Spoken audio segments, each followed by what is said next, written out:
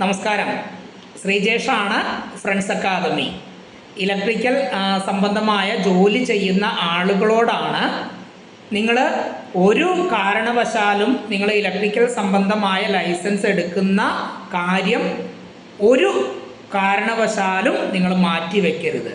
കാരണം നിലവിൽ ഒരു 2 വർഷം ഡിലേ ആയിട്ടാണ് കാര്യങ്ങൾ പോയിക്കൊണ്ടിരിക്കുന്നത്. അതുകൊണ്ട് തന്നെ നിങ്ങൾ ഒരു വർഷം മാറ്റി വയ്ക്കുമ്പോൾ അത് ഫലത്തിൽ 3 വർഷം വരെ ലേറ്റ് ആവാൻ സാധ്യതയുണ്ട്. അപ്പോൾ നിങ്ങളെ കാര്യത്തിൻ്റെ ഗൗരവം മനസ്സിലാക്കുക.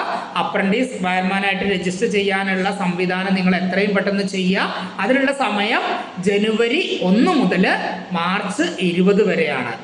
നിങ്ങളുടെ നാട്ടിൽ തന്നെ ഇലക്ട്രിക്കൽ കോൺട്രാക്ടർമാരുണ്ടാവാം. അവരുടെ കീഴിൽ നിങ്ങൾ ഒഴിവുകളുണ്ടോ എന്ന് ചോദിക്കുക. എന്നിട്ട് നിങ്ങൾക്ക് പറ്റിയില്ല എങ്കിൽ നമ്മളെ വിളിക്കാം.